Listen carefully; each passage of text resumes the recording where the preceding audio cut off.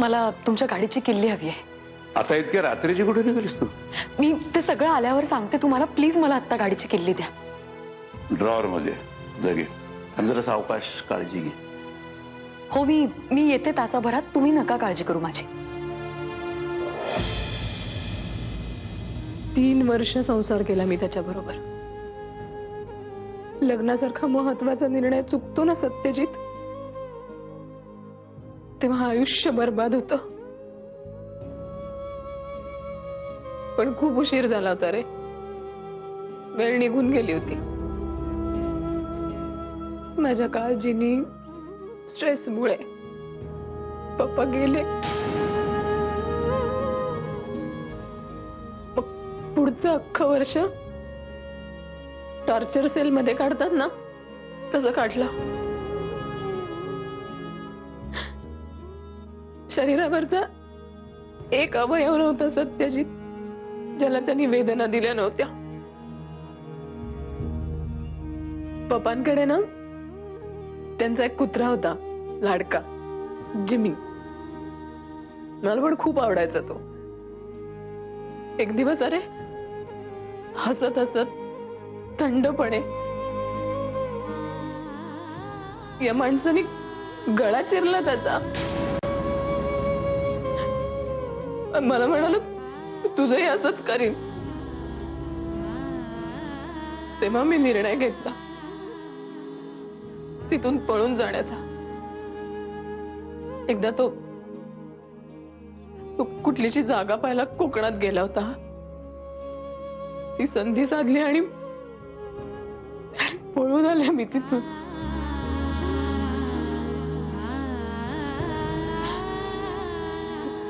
पप्पांचा पैसा होताच गाठीशी. त्या दिवशी त्या अजयच्या घरात अनुराधा खोपकर मेली.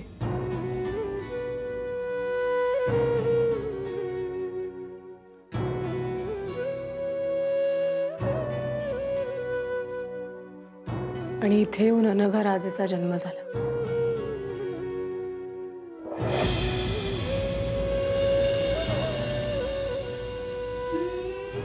पण मी त्याच्यापासून दूर निघून आली.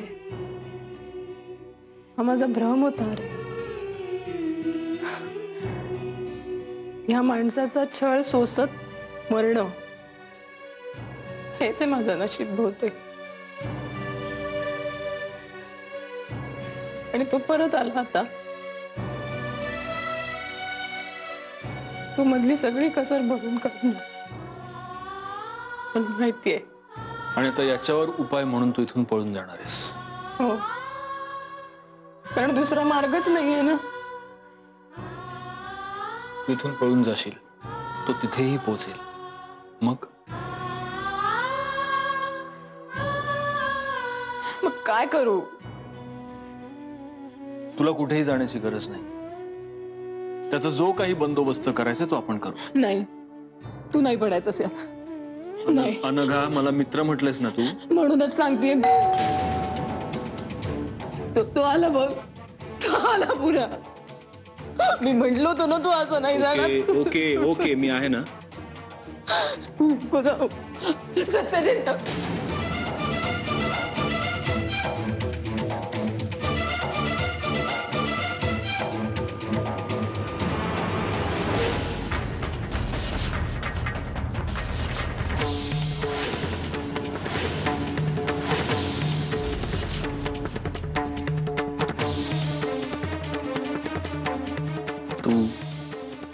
इथे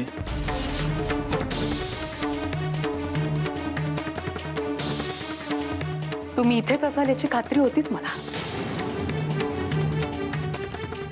एनिवे, मी फक्त एवढंच सांगायला आले, काल जे काही घडलं, तुम्ही जसे वागलात तसे पुन्हा वागू नका. माझ्या शुभ्राचा वापर करून जर कुठलाही डाव टाकायचा प्रयत्न केलात ना, तर त्याचे परिणाम वाईट होतील, एवढं लक्षात ठेवा.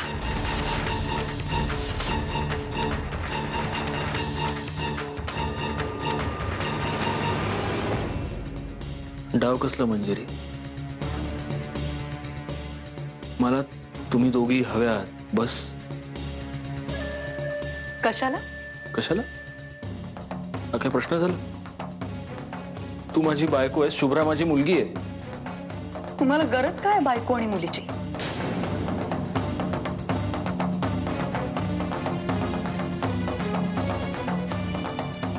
सगळ्या गरजांसाठी पर्याय आहेत तुमच्याकडे.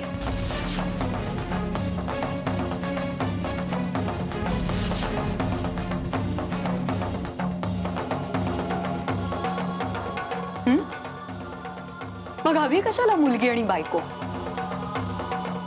मंजिरी प्लीज, तू समजतेस तसं काही नाहीये. Shut up. तुझ्याशी तर मी बोलतच नाहीये.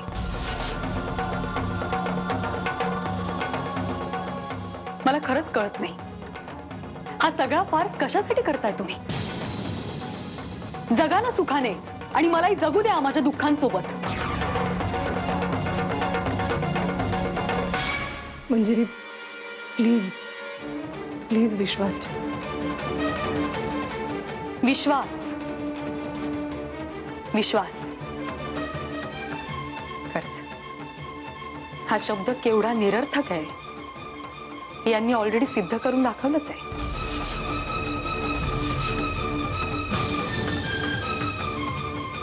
आणि असंही मी इथे वाद घालायला किंवा तमाशा करायला आलेले नाहीये.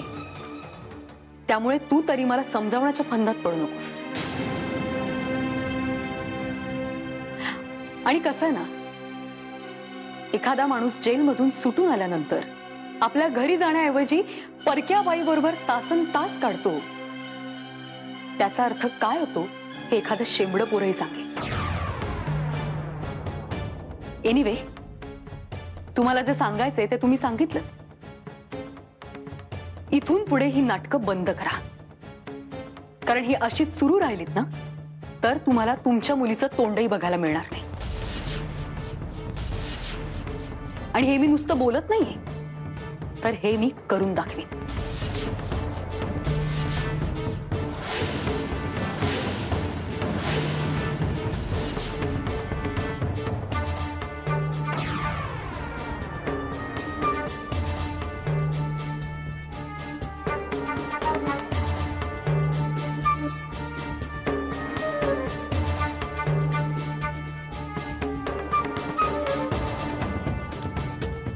सॉरी,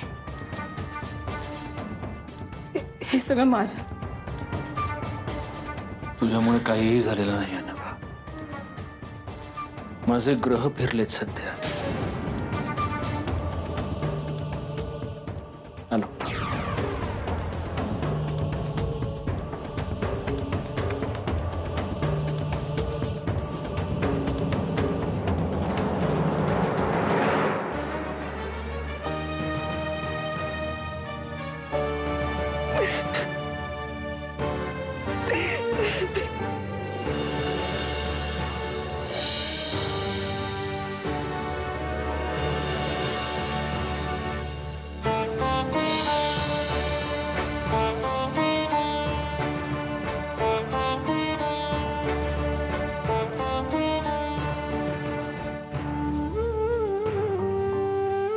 मंजिरी, मंजिरी माझं बोलणं ऐकून घे प्लीज. मंजिरी, मंजिरी एकदा माझं बोलणं ऐकून घे. मंजिरी, अगं थांब ना मंजिरी.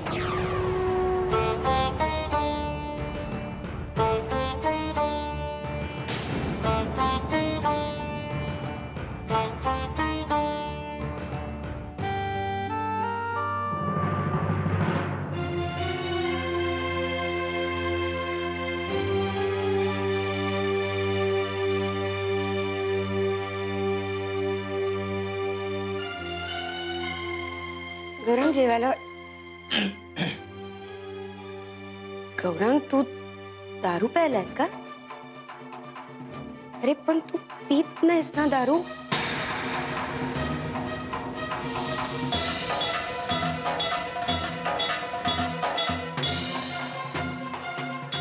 हो हो प्यालो.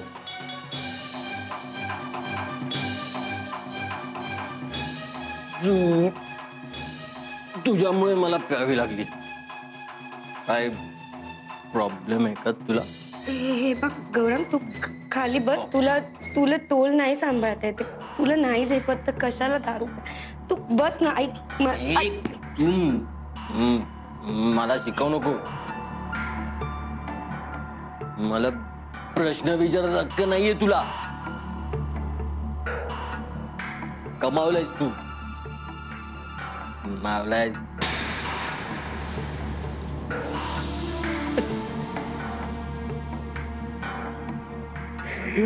माझ्या आयुष्याचं माथेर करून टाकलं तू. वाट लावलीस वाट.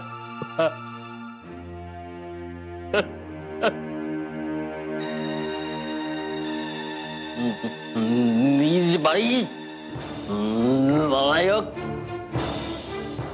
घेतलीस तू माझ्या घरच्यांना.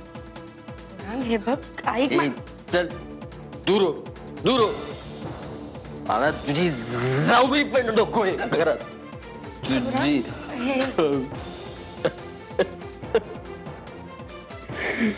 कडून दरवर्ती सुटली तुझ्याची लक्ष.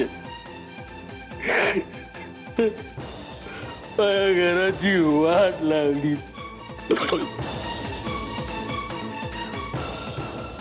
नीच बाई आहेस तू. बेशरम. माझ्या घराची वाट लागली रे देवा.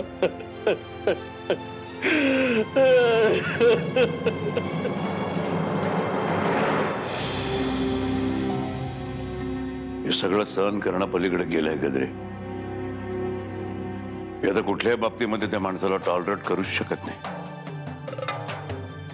तुम्ही समजू शकत असाल मला काय म्हणायचं ते.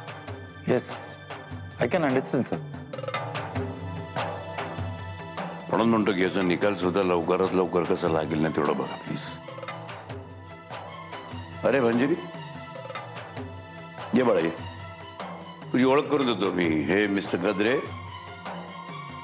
नमस्कार. आपले ऍडव्होकेट महाबळे आहेत ना, त्यांचे असोसिएट. आणि ही माझी मुलगी मंजिरी.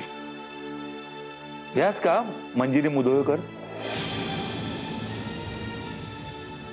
तुम्ही चुकता मिस्टर गजरे. मंजिरी पृथ्वीराज सरनाईक.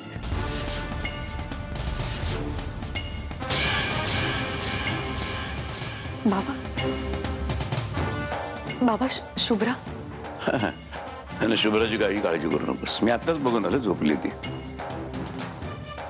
पण तू इथेच आमच्या बरोबर बस ना. म्हणजे ही केस डिस्कस होताना तू सुद्धा इथे असणं आवश्यक आहे.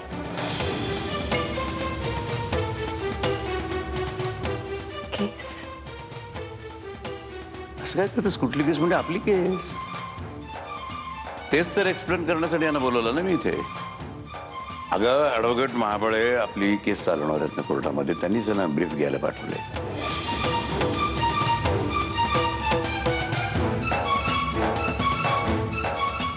केस? अगं तुझी केस, तुझ्या डिवोर्सची केस. लवकरात लवकर त्या माणसापासून तुला कायदेशीर सुटका मिळवून देणार आहे मी. तुला काही काळजी करू नकोस.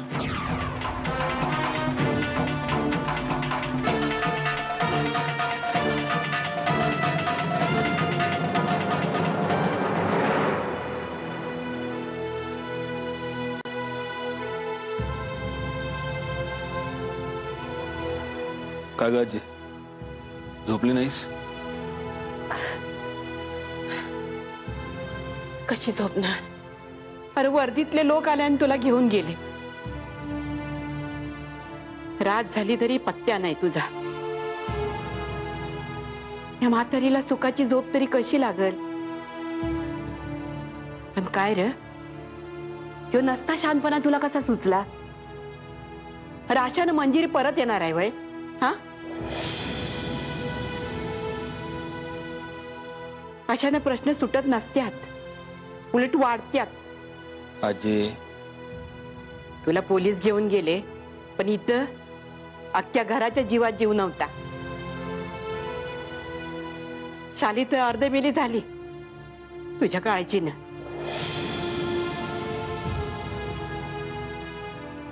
उद्या बोलतो मी आईशी. ते जाऊ दे, आता हातपाय धुवून घे आणि 4 घास खाऊन घे. दिसभर काही खाल्लं नसतील ना व. चल.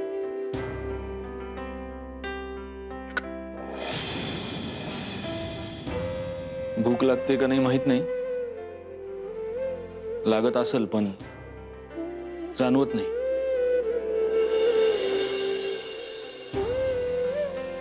कसं आहे जे हितल्या दुखण्यापुढं दुसरं कुठलंच दुखणं जाणवत नाही हल्ली मला. पुरे शानपणा लय करू नगस. चल 2 घास खाऊन घे, वाटते मी तुला.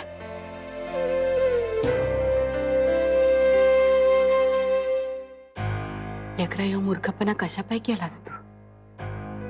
हा?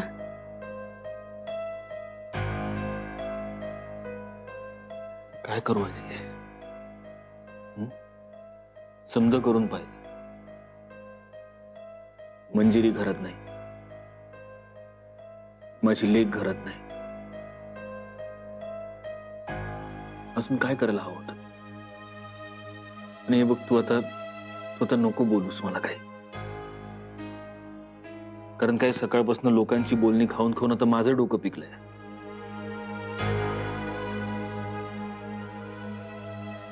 मी तुला उपदेश करणार नाही, पण मी आजी आहे तुझी. लेकरासाठी जीव तुटतो र माझा. आज शाली तुझ्या बाजूने लई भांडली, लई बोलली त्या सरनाईक साहेबांनी. म्हणजे ते काही बोलले का आईला?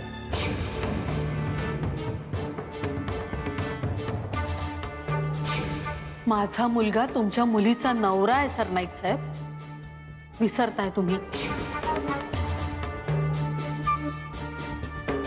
रक्ताचं पाणी करून वाढवलंय मी त्याला. विश्वास आहे माझा माझ्या मातृत्वावर.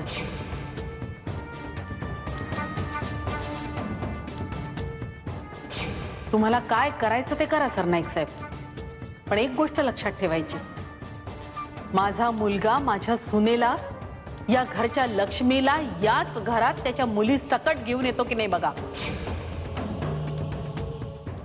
म्हणून सांगते, तुझी आई जे बोलली ते खरं करून दाखवण्यासाठी तरी डोसकं ताळ्यावर ठेव. जरा धीरानं घे. कळतंय नव मी काय म्हणते ते.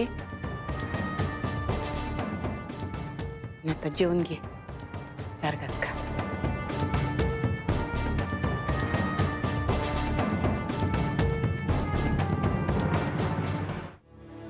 आता तर त्याची मजल घरातनं मुलं पळवण्यापर्यंत गेलेली आहे. मंजिरीच्या बाबतीत मी गाफील राहिलो, पण शुभ्राच्या बाबतीत मला कुठली रिस्क घ्यायची नाही. तू म्हणतोस ते बरोबर आहे दादा, पण दादा सत्यजितरावांनी हे पाऊल स्वतःच्या मुलीसाठी उचललं असेल तर? आता दूर गेल्यानंतर त्याला मुलीची आणि बायकोची किंमत कळली होय. ती जोपर्यंत त्याच्या घरात होती, त्याच्या जवळ होती, तेव्हा तिला पायपुसण्याची किंमत देत होता तो. अरे मी माझ्या डोळ्याने पाहिलं ना, आपली म्हणून एक अवाक्षर सुद्धा काढू शकत नव्हती तिकडे. तिचं प्रेम होतं ना त्याच्यावर, श्रद्धा होती त्या हलकट माणसावरती. आणि त्यांच्या घरातले आता मंजिरी मंजिरी म्हणून ऊर काढतायत, बडवतायत. अरे पण आता का त्यांना पुळकाला तिचा एवढा? जेव्हा त्यांचा कार्टा माझ्या मुलीला फसवत होता तेव्हा तेव्हा कुठे गेलो होतं रे त्यांचं प्रेम, त्यांची माया? काय नाही, सगळी नाटकं आहेत नुसती या लोकांची. मला या लोकांची संबंध पण नकोय, यांचा त्रासच नकोय, म्हणून मी आता घरातली सिक्युरिटी सुद्धा वाढवलेली आहे. तू म्हणशील तसं दादा, पण दादा तू सुद्धा या सगळ्याचा थंड डोक्याने विचार कर.